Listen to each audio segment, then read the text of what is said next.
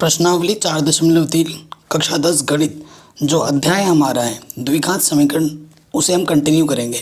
Question number 1, 2, 3 इन सब के part हमने कर लिए थे।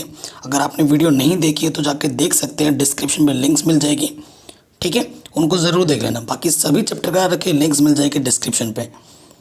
क्वेश्चन नंबर 4 से हम स्टार्ट करें इस वीडियो में। बहुत ही इंपॉर्टेंट क्वेश्चन है। क्वेश्चन नंबर 4 क्या बोल रहे हैं? 3 वर्ष पूर्व रहमान की आयु वर्षों में उनका जो व्युत्क्रम होगा और अब से 5 वर्ष पश्चात आयु के व्युत्क्रम का जो योग है वो 1/3 है। उसकी वर्तमान आयु कितनी है? ठीक है, तो रहमान की वर्तमान आयु कितनी है वो हमें ज्ञात करनी है। मैं हमेशा बार बार बोलता हूँ, अब मेरे नाखून में थोड़ी गंदगी होगी, आपको पता है कि मैं घर पे काम कर रहा हूँ और उसके बीच में टाइम निकाल के वीडियो बना रहा हूँ, तो थोड़ी बहुत आप एडजस्ट कर लेना, ठीक है। क्वेश्चन नंबर कौन सा? ये हमारा 4 है। तो देखिए, हम मान लेंगे, माना रहमान की आयु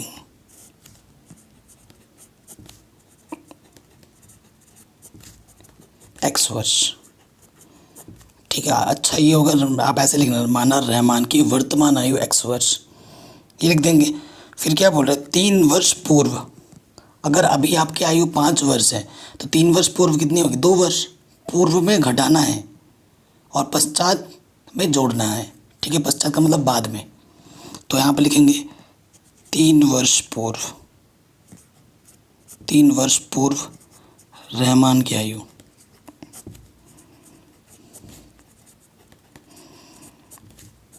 अभी x है तो पूर्व में घटाते हैं, तो 3 वर्ष बाद पूर्व क्या होगा? x - 3, ठीक है।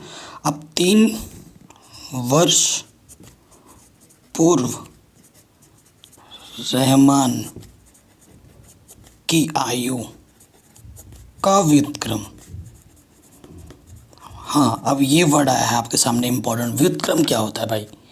क्योंकि क्वेश्चन में व्युत्क्रम के लिए बोल रहा है। व्युत्क्रम का मतलब होता है कुछ भी हो उसे 1 के बट्टे में लिख दो तो वो व्युत्क्रम हो जाता है। तो x - 3 है तो उसे 1 के बट्टे में लिख देंगे तो ये व्युत्क्रम हो जाएगा, इतना वर्ष, ठीक है। ये पहली कंडीशन है। 3 वर्ष पूर्व रहमान की आयु का ये व्युत्क्रम निकला हमने हमारे पास। अब क्वेश्चन सेकंड प्रश्नानुसार हमें क्या बोला है? आप यहाँ पर लिख सकते हैं प्रथम शर्तानुसार, ठीक है, थोड़ा और अच्छा हो जाएगा। और फिर हम यहाँ लिख देना द्वितीय शर्तानुसार।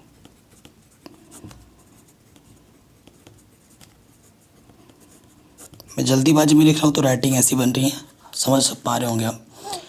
द्वितीय शर्तानुसार, द्वितीय शर्त में क्या बोला है? 5 वर्ष पश्चात आयु का व्युत्क्रम, 5 वर्ष पश्चात रहमान की आयु।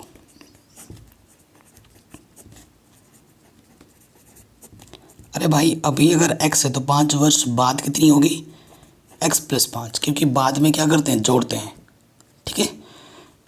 यहाँ माइनस नहीं है, ये मैंने दिखाया है कि यहाँ मैंने जोड़ लगाया है वर्ष। तो 5 वर्ष पश्चात ऐसे लिख दोगे, 5 वर्ष पश्चात रहमान की आयु का व्युत्क्रम। व्युत्क्रम क्या हो जाएगा? 1 के बट्टे में लिख जाते हैं, इतना वर्ष, ठीक है। ये बोला है क्वेश्चन में, ये सेकंड कंडीशन से हमें ये मिला। प्रश्न में क्या बोला है? 3 वर्ष पूर्व रहमान की आयु का व्युत्क्रम और अब से 5 वर्ष पश्चात आयु के व्युत्क्रम का योग। इन का जो योग है, दोनों कंडीशनों को अगर हम जोड़ देते हैं तो हमें कितना मिलेगा? 1/3 मिलेगा, 1/3 मिलेगा। तो आप यहाँ लिख दोगे प्रश्नानुसार, ठीक है। प्रश्नानुसार क्या लिखेंगे? इसको और इसको जोड़ने पे हमें क्या मिलेगा? 1/3। काफ़ी शानदार क्वेश्चन है, एग्जाम में आ सकता है, ठीक है। किसका योगफल किसके बराबर है? 1/3 के बराबर है, कोई दिक्कत नहीं है। अब हमें क्या करना है? भिन्न के रूप में, अंश बट्टार के रूप में, तो लॉस ऑफ हल करना पड़ेगा। लॉस ऑफ कैसे लोगे? इसकी और इसकी गुणा कर दो, ठीक है। इधर तो 1/3 पहले से ही है। अब जब गुणा करके आप लॉसोपा निकालते हैं ना, तो ट्रिक क्या होता है कि इसकी गुणा इसके साथ करो। किसी भी संख्या को 1 से गुणा करते तो वही रहता है, किसी भी संख्या को 1 से गुणा करते हैं वही रहता है। ठीक है, x और x क्या हो जाएगा 2x, और 5 में से 3 घटाओगे तो कितना आ जाएगा 2। यहाँ गुणा करोगे तो x गुणा x, एक्स स्क्वायर, प्लस के 5 है माइनस के 3 है, 5 में से 3 घटाओगे तो कितना आ जाएगा 2x, और 5 3 15 माइनस का। ये एक नियम है, या फिर आप डायरेक्ट गुणा कर लेना, क्योंकि आपने पढ़ा होगा ना कक्षा 8 में है ये नियम। ठीक है, कक्षा 8 में ये नियम है कि क्या होता है, अगर माइनस यहाँ पे ना भी हो तो प्लस भी करोगे ना, कोई फ़र्क नहीं पड़ता है। क्या होता है एक्स स्क्वायर, ठीक है, इसमें क्या होता है प्लस कर लो, प्लस कर लो। यहाँ से क्या होता है कि ए और बी जो भी होते हैं उनको जोड़ के बाहर से एक्स लगा दो, और गुणे में क्या कर देते हैं ए गुणा बी। तो यहाँ ए की जगह पे -3 है और बी की जगह पे 5 है। ठीक है, 1/3। अब हमें क्या करना है, तिरछी गुणा करनी है। किसी भी संख्या को 1 से गुणा करते हैं तो वही रहता है। 3 से गुणा करेंगे, 3 दूनी 6x, 3 दूनी 6। अब प्लस का उठ के इस तरफ आएगा तो क्या हो जाएगा माइनस का।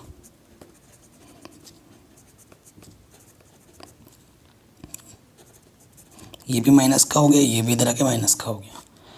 एक्स स्क्वायर, देखो ये प्लस के 2x है, ये माइनस के 6x है, तो 6 में से 2 घटाओगे तो 4 बचेगा, माइनस के 4, माइनस के 15, माइनस के 6, माइनस के 21। तो समीकरण क्या मिला, प्लस इंटू माइनस माइनस, हमें मिल गया ये द्विघात समीकरण। X square minus 4x minus 21 बराबर 0। ठीक है, ये द्विघात समीकरण में मिल चुका है। अब हमें इस द्विघात समीकरण को हल करना है। एक बार फिर से लिख लेते हैं द्विघात समीकरण को। X square minus 4x minus 21 बराबर 0। अब आपकी मर्ज़ी है, इस समीकरण को, इस द्विघात समीकरण को आप किसी भी विधि से हल कर सकते हैं, किसी भी विधि द्वारा। ठीक है, गुणनखंड विधि से करना चाहो, जैसे भी मर्जी। तो मैं आपको सिरधराचार्य के नियम लगाता हूँ, द्विघात सूत्र द्वारा, द्विघात सूत्र से। द्विघात सूत्र क्या होता है, x बराबर माइनस के B plus minus under B square minus के 4ac/2a। यही होता है ना। यहाँ a x का गुणांक, जब कुछ भी नहीं होता है तो उसे हम 1 लिखते हैं। b क्या होता है y, ये x का गुणांक माइनस के 4, और c क्या होता है अचर पद माइनस के 21। अब इस सूत्र में रख देते हैं माइनस b कितना है माइनस के 4 plus minus b square minus 4 का स्क्वायर माइनस 4 गुणा a कितना है 1 गुणा c कितना है माइनस के 21/2a। a कितना है वो 1। सभी मान हमने रख दिए। अब हल करना है। माइनस माइनस प्लस का 4, माइनस का वर्ग करने पे प्लस आता, 4 चौको 16, माइनस माइनस प्लस, 21 चौके 84, 2, इनको जोड़ेंगे तो 100 आ जाएगा 2। तो देखिए 100 का वर्गमूल कितना होता है 10, क्योंकि 10 गुणा 10 100 होता है। ठीक है, ये चीज़ आ गया। अब हमें क्या करना होता है, प्लस चिन्ह लेने पर एक बार क्या ले लोगे, माइनस चिन्ह लेने पर। तो जब हम प्लस चिन्ह लेंगे तो प्लस लिखेंगे यहाँ पर, तो ये 10 और 4 14/2, 2 7 14। तो एक x का मान कितना आएगा 7। ये तो आपको एक उत्तर मिल गया। अब आपको लेना है माइनस चिन्ह लेने पर -10। ठीक है, 4 में से 10 घटाओगे तो माइनस के 6, 2 3 6। सो x का मान कितना आ गया माइनस के 3। ये आपका द्वितीय आंसर है। ठीक है, तो ये हमारा आंसर आ जाएगा। लेकिन आंसर कब जो आएगा वो कौन सा सही है, दोनों के दोनों आंसर सही है, ये वाला गलत है। क्योंकि जो आयु होती है ना, आयु होती है धनात्मक। ये थोड़ी ना बोलता अरे भाई रमेश की आयु -3 वर्ष है, ऐसा कभी सुना है आपने? ऐसा होता ही नहीं है भाई। आयु हमेशा धनात्मक होती है। ठीक है, धनात्मक आयु होती है। तो ऐसा आप कारण क्या लिखेंगे, चूँकि आयु का मान कभी भी ऋणात्मक नहीं होता है, अतः हमारा सही उत्तर x बराबर 7 होगा। ठीक है, ये आप लिख दोगे। आया समझ में? तो ये क्वेश्चन हमारा आराम से बन गया। चलिए आगे आते हैं नेक्स्ट क्वेश्चन पे। Question number 5। इस क्वेश्चन पे आ जाओ। बहुत ज़बरदस्त क्वेश्चन, ये सारे के सारे क्वेश्चन बहुत ही शानदार हैं। इस पे जो ज़्यादा इम्पॉर्टेंट है मैं बता रहा हूँ, हालांकि इम्पॉर्टेंट तो सारा ही है, लेकिन जो ज़्यादा इम्पॉर्टेंट है उन पे मैं टिक कर दे रहा हूँ। 8वां सबसे ज़्यादा इम्पॉर्टेंट है, 9वां इम्पॉर्टेंट है, उसके बाद ये चौथा भी बहुत इम्पॉर्टेंट था। हालांकि ये इम्पॉर्टेंट बहुत ही ज़्यादा है, इनमें से कोई सा भी क्वेश्चन आपके एग्ज़ाम में पूछा जा सकता है, मैं पहले ही बता रहा हूँ। लेकिन जो 4, 8 और 9 है वो मोस्ट इम्पॉर्टेंट है। 5वां क्वेश्चन क्या बोल रहा है, एक क्लास टेस्ट में शेफाली के गणित और अंग्रेजी में प्राप्त किए गए अंकों का योग 30 है। ठीक है, यदि उसको गणित में 2 अंक अधिक और अंग्रेजी में 3 अंक कम मिले हों तो उनके अंकों का गुणनफल 210 होता। उसके द्वारा दोनों विषयों में प्राप्त किए गए अंक ज्ञात कीजिए। ठीक है, ये चीज़ है। अब क्वेश्चन को ढंग से पढ़ के आपको देखना है। जो शेफाली है उसको गणित, एक विषय गणित है और एक विषय अंग्रेजी है, इन दोनों में अंकों का जो योगफल है वो 30 दे रखा है। ठीक है, अब द्विघात समीकरण का क्वेश्चन है। अब ठीक है, तो आप एक ही वेरिएबल हमारे पास होना चाहिए, एक्स वाई करके मत कर लेना अलग अलग। हाँ, तो आप क्या लिखेंगे, माना। ठीक है, हम क्या मानेंगे, माना शेफाली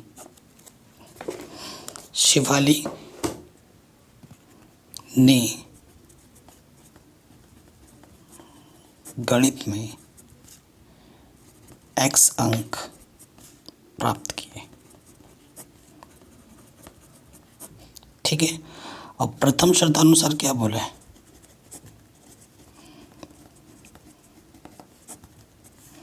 प्रथम शर्त में ये बोला है कि गणित के अंक और अंग्रेजी के जो अंक हैं का जो योगफल है वो किसके बराबर है, 30 के बराबर है। गणित में हमने पहले ही मान लिया कितने अंक मिले उसको, x अंक, तो अंग्रेजी में कितने मिलेगा उसको, ये प्लस का x उधर आके माइनस का हो जाएगा। तो अंग्रेजी में प्राप्त अंक 30 तो था यहाँ पर, प्लस का x इधर आके क्या होगा, माइनस का x, तो अंग्रेजी में उसको मिलेंगे 30 माइनस x। ठीक है, और गणित में हमने माना है x, ये दोनों ही हमें निकालना है। पुनः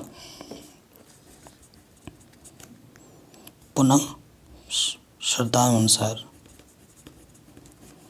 पुनः शर्त में हमें क्या बोल रहे हैं, पुनः शर्त में हमें क्या बोल रहे हैं, उसको गणित में अगर 2 अंक अधिक मिले और अंग्रेजी में 3 अंक कम मिले होते हैं तो उसके अंकों का गुणनफल 210 होता है। बताओ उसके गणित और अंग्रेजी में कितने अंक थे। ठीक है, तो क्या बोला उसने हमें, यदि गणित में 2 अंक कम मिले, सॉरी कम लिख रहा हूँ, ज़्यादा मिले ना, अधिक मिले, अधिक का मतलब होता है जोड़ना, सीधी सी बात है। अभी गणित में x नंबर उसको मिला है, अगर 2 नंबर ज़्यादा मिल जाएगा तो x+2 हो जाएगा। ठीक है, यदि अंग्रेजी में 3 अंक कम मिले शेफाली को, है ना, 3 अंक कम मिले ये बोला है। अभी उसके अंग्रेजी में इतने अंक हैं,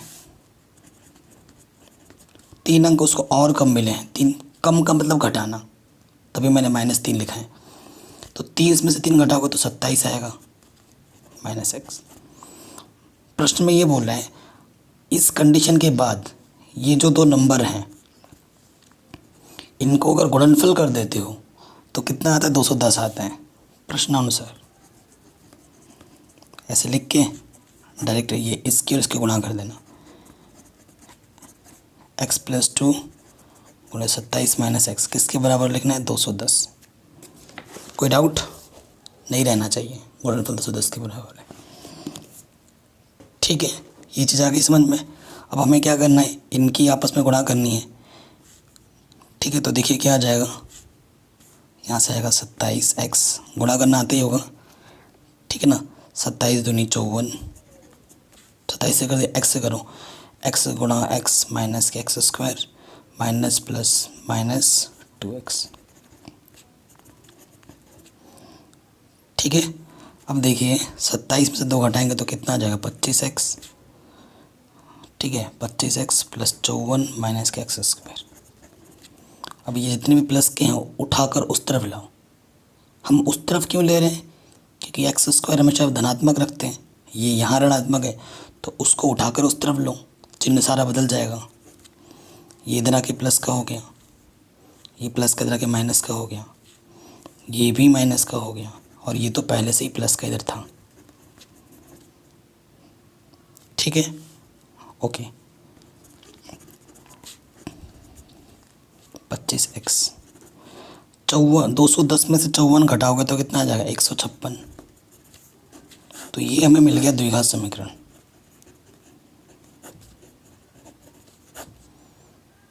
ये हमें मिल गया द्विघात समीकरण। अब इसको हमें क्या करना है, सरल करना है।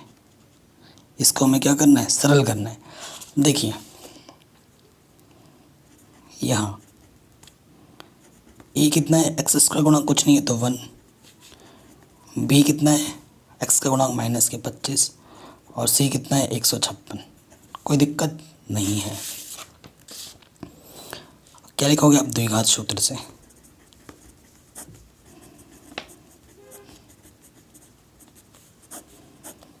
ठीक, द्विघात सूत्र से लिखेंगे। सूत्र एक बार, सूत्र जितनी बार है उसको उतनी बार लिखना है। इससे क्या होता है, प्रैक्टिस होती है। आलसी कभी नहीं करना है। आपका पेन चलेगा तो सूत्र हमेशा आपका याद रहेगा। भाई द वे अगर भूल भी जाते हो ना तो हैबिट बनते बनते ऐसा हो जाता है, पेन चलाओगे ना तो सूत्र वो अपने आप लिख देगा आपका पेन। ठीक, तो सूत्र क्या होता है, minus B plus minus under root B square minus के 4ac अपॉन 2a। ठीक, अब हमें मान रखने हैं सारे। b कितना है, माइनस के 25, चिन्हों का ध्यान रखना है। फिर माइनस 25 का वर्ग है ना, मान रख रहा हूँ। 4a कितना है 1, c कितना है 156, 2a कितना है हमारे पास 1, माइनस माइनस प्लस के 25। देखो माइनस का वर्ग करने पर प्लस हो जाता है। 25 का वर्ग कितना होता है 625। 156 को 4 से गुणा करोगे तो कितना आ जाएगा 624। 2 एकम 2, 25 प्लस 625 में 624 घटाओगे तो क्या आ जाएगा अंडर रूट 1। अंडर रूट 1 का वर्गमूल कितना होता है, 1 ही होता है। ठीक है, 1 का वर्गमूल 1 ही होता है। ठीक है, अब हमें एक बार प्लस में लेना है, एक बार माइनस में लेना है। प्लस चिन्ह लेने पर 25 प्लस 1/2 यानी कि 26/2, 13, 2 एकम 2, 2 3 6, तो x का मान 1 आया 13। अब लेंगे माइनस चिन्ह लेने पर। ठीक है, तो 25 माइनस 1/2 तो 24/2, 2 एकम 2, 2 3 4, तो x का मान 12। ये दोनों ही आंसर सही हैं। अब आप बोलोगे सर दोनों कैसे सही हो सकते हैं, केस 2 बन जाएंगे आपके। आपके क्या बन जाएंगे, केस 2। यहाँ पे लिखोगे केस 1। केस 1 में क्या लिखोगे, यदि x बराबर 13 और x 13 आप एन किसको मानते हैं, गणित में। गणित में प्राप्त अंक कितना होगा 13, इसलिए अंग्रेजी में प्राप्त अंक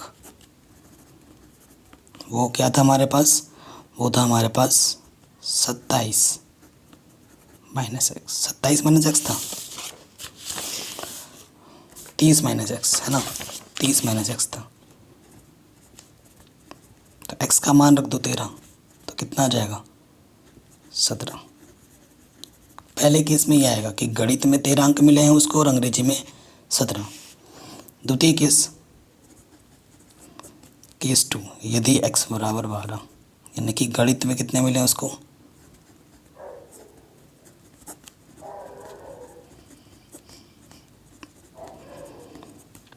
12 और अंग्रेजी में प्राप्त कितने होंगे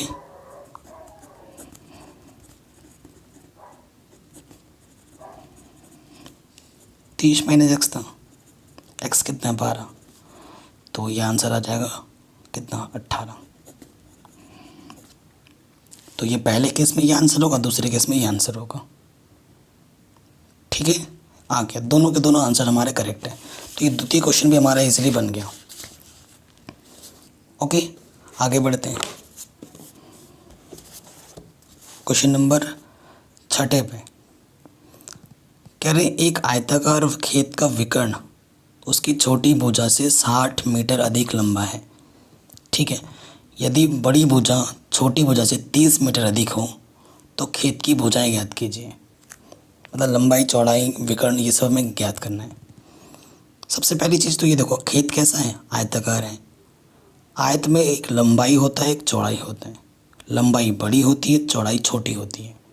ठीक है, हमेशा मैंने आपको पहले सिखाया है को जो चीज़ जिस पर निर्भर करेगी, जिस पर निर्भर है उस निर्भर को ही हमें मानना होता है। यहाँ देखिए, उसका विकर्ण छोटी भुजा से 60 मीटर बड़ी, मतलब छोटी भुजा से, छोटी भुजा पर निर्भर कर रहा है। बड़ी भुजा छोटी भुजा से 30 मीटर अधिक है, तो बड़ी भुजा भी छोटी भुजा पर निर्भर कर रहा है। तो यहाँ छोटी भुजा को हम मान लेंगे। मैं आपको चित्र बना के समझाता हूँ। ये हमारा एक आयत है, ये हमारा विकर्ण है। आयत को पता ही है, यहाँ पर 90 अंश का कोण बनता है ना, यहाँ 90 अंश का कोण बनता है। ये बड़ी भुजा है, ये बड़ी भुजा है, और ये हमारी क्या है, छोटी भुजा है, और ये हमारा क्या है, विकर्ण है। कोई गलती नहीं है इसमें। ठीक है, तो हम क्या बोलते हैं, माना छोटी भुजा बराबर x मीटर। क्यों छोटी भुजा को क्यों माना, क्योंकि बड़ी भुजा भी छोटी भुजा पर निर्भर है और विकर्ण भी छोटी भुजा पर निर्भर है।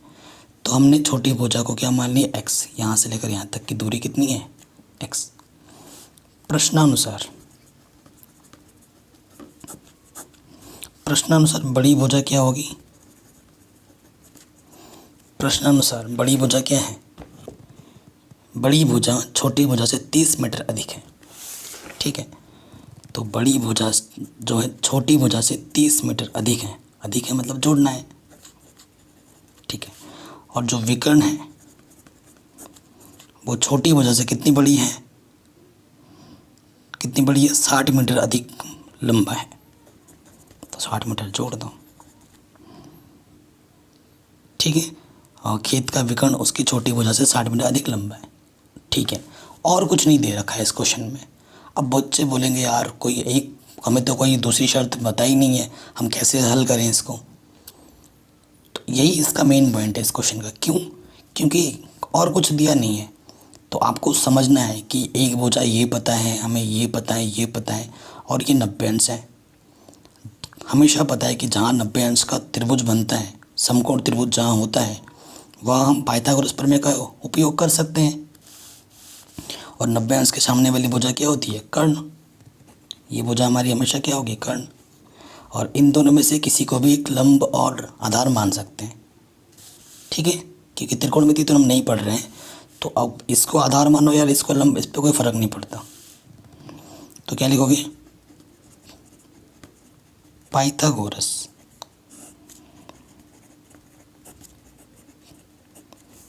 प्रमेय से। ठीक है, क्या लिखोगे, पाइथागोरस प्रमेय से। क्या होता है पाइथागोरस प्रमेय,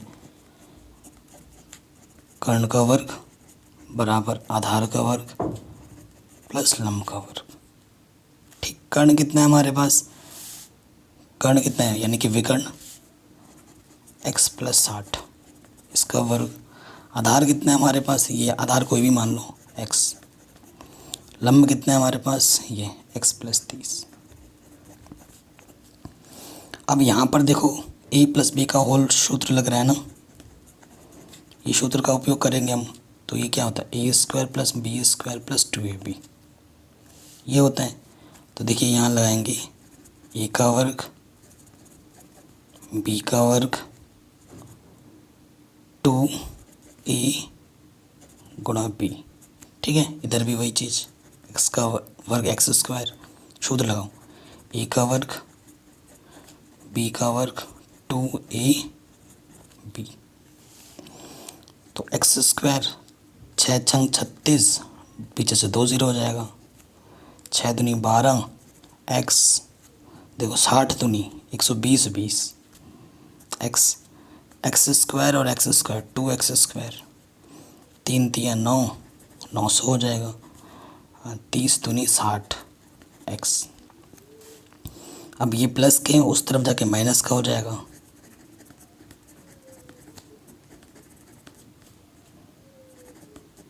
ये प्लस के इधर आके माइनस का, ये प्लस का आके इधर माइनस का, और ये भी प्लस का आके माइनस का, ठीक है। 2x² में से x² घटाओगे तो x² बचेगा, 60x में से 120x माइनस करोगे तो 60x बचेगा माइनस का, और 3600 में से प्लस का 900 घटाओगे तो माइनस के 2700 बचेगा।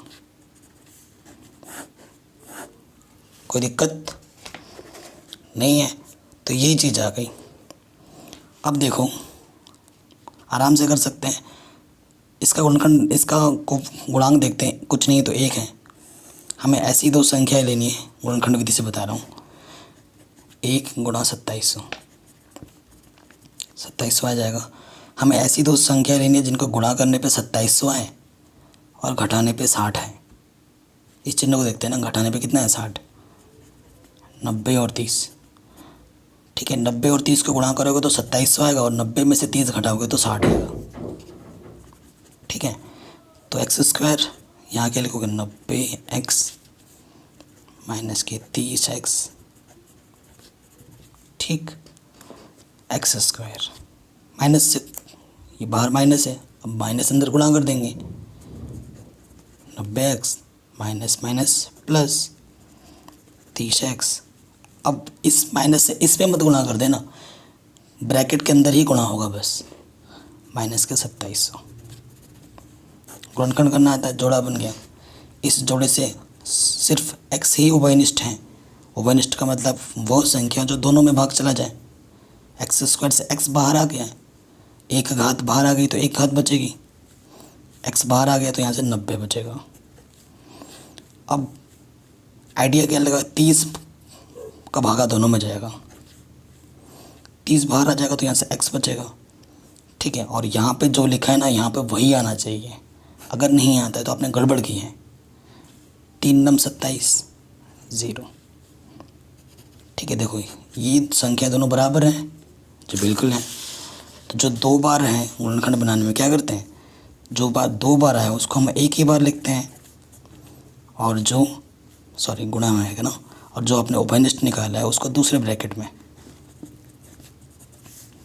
ठीक। फिर क्या करते हैं, फिर 0 मानते हैं। यदि इस 0 तो माइनस इधर आके क्या हो जाएगा, प्लस। एक आंसर ये आया। अब इसको 0 लोगे, यदि x प्लस 30 बराबर 0 तो प्लस का 30 इधर आके माइनस का 30 हो जाएगा, ठीक है। तो दोनों आंसर सही हैं?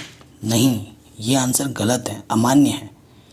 क्योंकि कभी भी लंबाई, चौड़ाई, ऊंचाई, कभी भी दूरी ऋणात्मक नहीं होती है। तो आप क्या लिखेंगे, चूँकि दूरी कभी भी ऋणात्मक नहीं होती है अर्थात x बराबर -30 सही उत्तर नहीं होगा।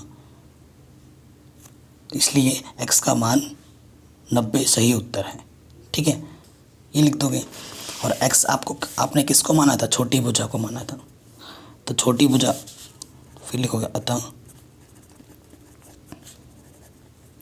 छोटी भुजा x बराबर 90 मीटर। एक आंसर ये आ गया। फिर बड़ी भुजा निकालोगे आप।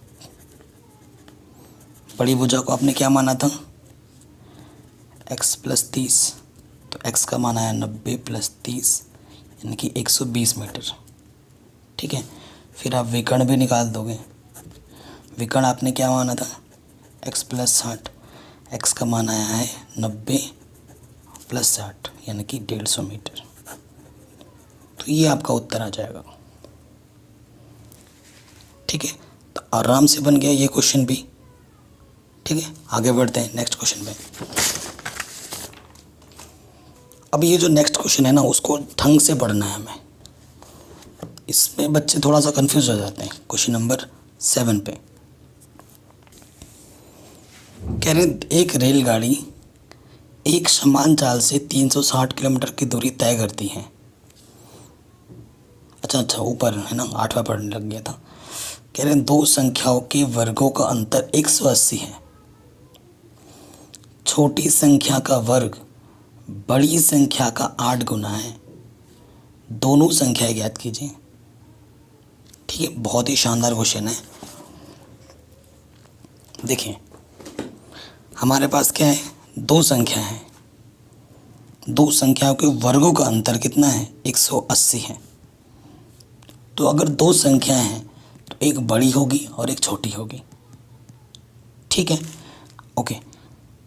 तो क्वेश्चन नंबर 7 में आ जाते हैं। मान लेते हैं, माना छोटी संख्या x है। अब मैंने छोटी संख्या को ही x क्यों माना, कमेंट करके बता सकते हो।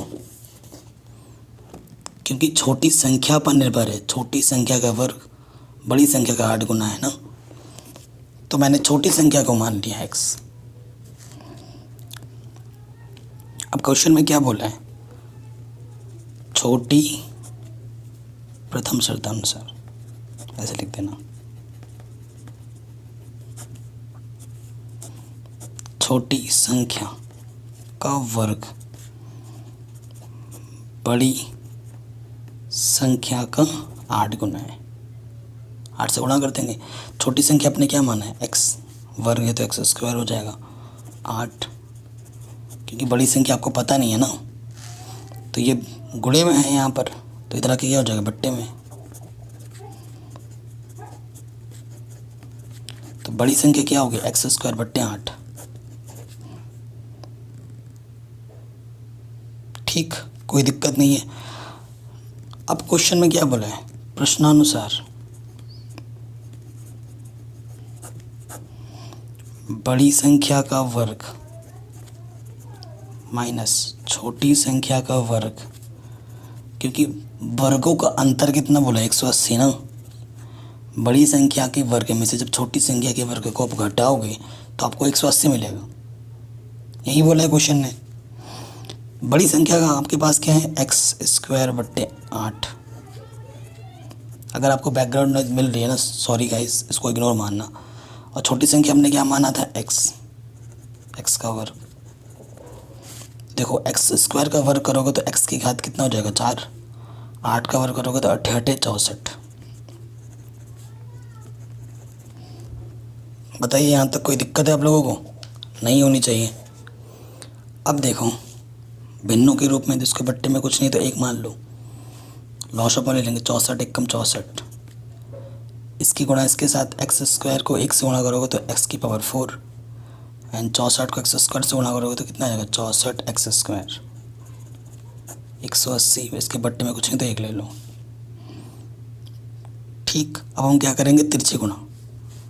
किसी भी संख्या को जब 1 से गुणा करते हैं तो वही रहता है। अब और यहाँ क्या आ जाएगा, 180 × 64। गुणा करना तो आता होगा ना, गुणा भाग जोड़ घटाना, ये बेसिक्स हैं। ये मैंने भी आपको मैं नहीं सिखा सकता। गुणा करना आपको आना चाहिए। जब 180 को 64 से आप गुणा करोगे ना तो ये आ जाएगा 11520। ये पहले से गुणा करके रखा था मैंने। अब ये प्लस का इधर आके क्या हो जाएगा, माइनस का।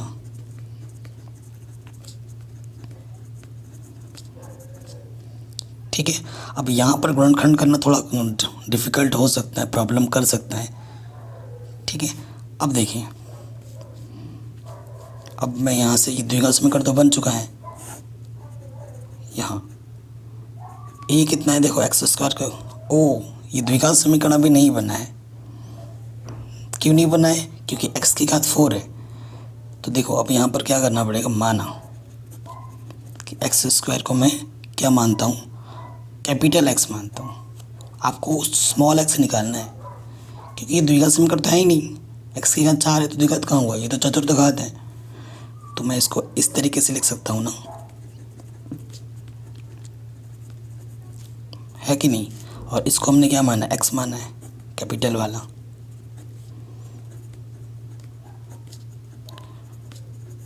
अब ये क्या है भाई, अब ये द्विघात समीकरण है। काफ़ी इंपॉर्टेंट क्वेश्चन है ये, सारे क्वेश्चन बढ़िया हैं, पहले से ही मैं बता रहा हूँ, तभी मैं बोल रहा था कोई से भी आ सकते हैं। अब हमें पहले कैपिटल एक्स का मान निकालना पड़ेगा, फिर वो मान हम यहाँ रखेंगे, उसके बाद जाके स्मॉल एक्स निकलेगा। ठीक, अब ये द्विघात समीकरण है। यहाँ ए बराबर कितना है 1, बी बराबर -64 और सी बराबर है -1,1,5,2,0। ठीक है, अब देखिए द्विघात सूत्र से लगाएंगे। द्विघात सूत्र से क्या होता है, x बराबर -b plus minus √b² -4ac बट्टे में 2a, यही होता है। अब हम मान रखेंगे -64 का वर्ग -4ac बट्टे में 2a, ये कितना है 1। माइनस गुणा माइनस प्लस, माइनस का वर्ग करने में प्लस होता है। 64 को 64 से गुणा करोगे ना तो आपको मिलेगा 4096। माइनस गुणा माइनस प्लस, 4 को गुणा कर दोगे इसके साथ तो आपको मिल जाएगा 46080। गुणा करना आता ही ना, 4 से गुणा कर दोगे ये मिल जाएगा, बट्टे 2 1 कम 2 माइनस, इन दोनों को जोड़ देंगे तो अंदर मिल जाएगा 50176 बट्टे में 2। ठीक है, बट्टे में 2 ये आ गया। अब क्या करें, अब देखो इतनी बड़ी संख्या का वर्गमूल निकालना है। वर्गमूल निकालना अगर नहीं आता है तो अलग दिक्कत है। ठीक है, वर्गमूल निकालना आपको आना चाहिए जहाँ तक, क्योंकि ये आपके लिए ज़रूरी है। आपको रटे रटाए वर्गमूल नहीं मिलेंगे, है ना, रटे रटाए मिलेंगे नहीं। जोड़ा बनाओ। ठीक है, सो पहली संख्या लिखते हैं, 2 लिखो, 2 दूनी 4, घटाने पर 1 आया। ये 0, ये पेयर नीचे आ जाता है 1। ये जो संख्या होती है उसका डबल यहाँ हो जाता है। ठीक है ना, ये हो जाता है। अब जो भी लिखोगे यहाँ पर उसको उतने से गुणा करना है। कुछ भी लिखते 40 हो जाएगा तो 40 दूनी 80, 40 3 बार में 120 से ज़्यादा हो जाएगा तो भाग दे रहे हैं हम, भागफल विधि का ये। तो नियम क्या कहता है, या तो ये है या इससे कम।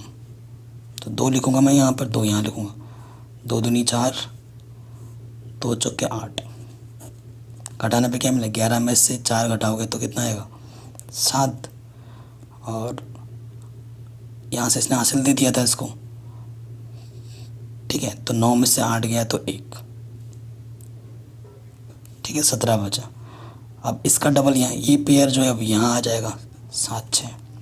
अब यहाँ जो लिखा है उसका डबल यहाँ हो जाएगा 22 का डबल 44।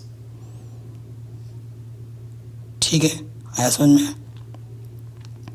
अब देखिए जो नंबर आप यहाँ लिखोगे वही नंबर आपको यहाँ लिखना है। यहाँ 6 है, 6 कब आता है, 4 को 4 से गुणा करने पर। तो ये आइडिया लगा के देख रहा हूँ मैं, 4 बार में जाता है कि नहीं। 4 चौके 16 हासिल लगा 1, 4 चौके 16 और 1 17 हासिल लगा फिर से 1, 4 चौके 16 17, हाँ पूरा चला, घटाने पर 0 आ गया। तो हमारा वर्गमूल ये आ गया 64 प्लस माइनस 224 बट्टे 2। अगर ये सब आपको नहीं आता ना बेसिक्स, तो कमेंट कर देना, मैं आपको बेसिक्स की एक अलग वीडियो बना दूंगा। जिस भी बच्चे को क्लास 10 में कैलकुलेशन में प्रॉब्लम होती होगी ना, उस वीडियो को देख लेना, आराम से आ जाएगा। क्योंकि अगर ये सब नहीं आता है ना तो पढ़ के क्या फ़ायदा, आपको दिक्कतें होंगी ही होंगी। मेरे पास जो बच्चे ऑफलाइन कोचिंग में आते हैं, चाहे वो कितना ही ब्रिलियंट हो, कितना ही टॉपर क्यों ना हो, मैं सबसे पहली क्लास में सभी बच्चों को मैथ में, चाहे वो 10th में पढ़ता हो कोई बात नहीं, मैं उसको पहले सिखाता हूँ एडिशन, सब्ट्रैक्शन मतलब जोड़ना, घटाना, गुणा करना, भाग करना, वर्गमूल निकालना, भिन्नों का जोड़, भिन्नों का घटाना, भिन्नों का गुणा, ब्रैकेट्स का गुणा, ये सब सिखाता हूँ पहले 1-2 दिन, चाहे उसको आता है या नहीं आता है। इससे क्या होता है, आपकी बेसिक्स जो भी हैं उसका रिवीजन हो जाता है और इसमें बुरा मानने वाली कोई बात नहीं है। ठीक, प्रैक्टिस हो जाती है, अच्छा होता है। तो आप अगर बोलोगे तो मैं आपके लिए एक सेपरेट वीडियो बना दूंगा, अगर आपको चाहिए तो कमेंट कर देना। अब देखिए क्या करना होगा, प्लस माइनस केस आ गया तो एक बार क्या लेते हैं, प्लस चिन्ह लेने पर, है ना, तो 64 प्लस की 224 बट्टे 2।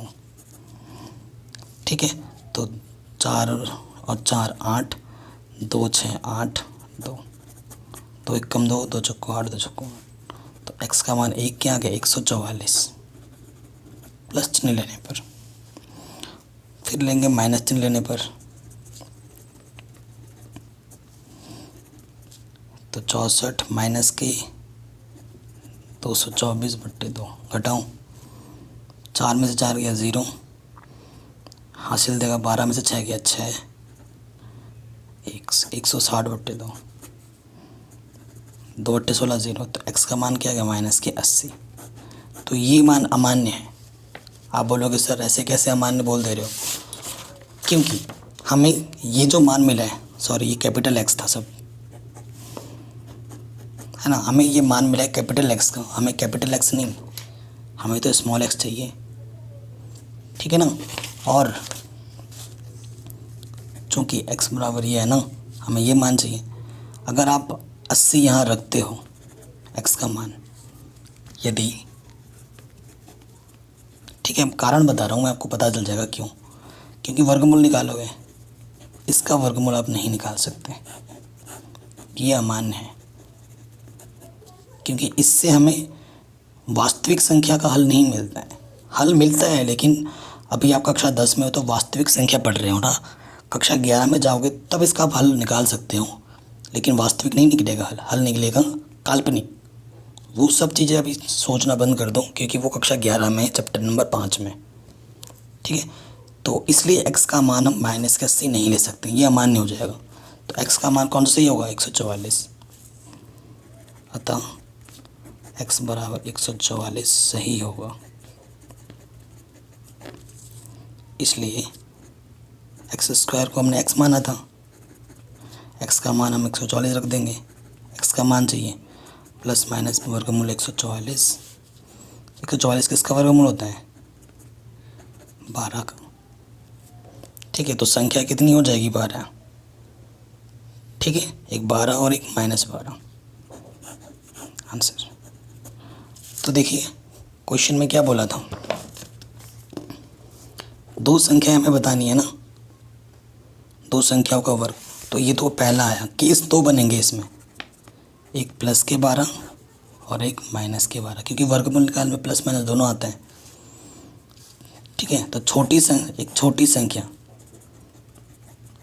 संख्या में कितनी मिलेगी 12, और बड़ी संख्या हमारे पास क्या थी प्रश्नानुसार, देखिए बड़ी संख्या हमारे पास कितनी थी x² बट्टे 8, बड़ी संख्या x² बट्टे 8, x का मान 12 का वर्ग बट्टे 8, यानी कि 144 बट्टे 8, 8 से कटेगा 8 दूनी 16 ज़्यादा हो जाता, 8 एकम 8, कितना बचा 64, 8 8 64, तो बड़ी संख्या कितनी हो जाएगी 18। छोटी संख्या 12 होगी और बड़ी संख्या 18 होगी। केस 2 में आ जाओ, बड़ी संख्या हो गई x² बट्टे 8, माइनस के 12 बट x, जब -12 लेंगे ना, माइनस का वर्ग भी प्लस ही होता है, 12 का वर्ग 144, वही बन गया, कितना जाएगा 18। तो ये दोनों ही केस हैं, एक संख्या प्लस की 12 हो सकती है, बड़ी संख्या 18 होगी, या तो -12 होगी और दूसरी 18 होगी। ठीक है, तो ये क्वेश्चन आज के इस वीडियो में हम कर रहे हैं। क्वेश्चन नंबर हमने 7 तक किया है, 4, 5, 6, 7, काफ़ी बड़े बड़े प्रॉब्लम है। नेक्स्ट वीडियो में जो क्वेश्चन नंबर 8, 9, 10, 11 करेंगे। ठीक है, ये क्वेश्चन भी बहुत ही इम्पॉर्टेंट है, बहुत ज़्यादा। ये जो 8वां और 9वां क्वेश्चन वो बहुत ही ज़्यादा इम्पॉर्टेंट है। ठीक है, तो इसको हम नेक्स्ट पार्ट में करेंगे। अगर वीडियो अच्छी लगी हो तो प्लीज़ लाइक शेयर ज़रूर करना हर जगह, और चैनल पर नए हो तो सब्सक्राइब ज़रूर करना। लिंक दे रखे हैं हर एक वीडियो के डिस्क्रिप्शन पे, उसको ज़रूर चेक करें एंड प्लेलिस्ट को एक बार ज़रूर चेक करें। Thank you.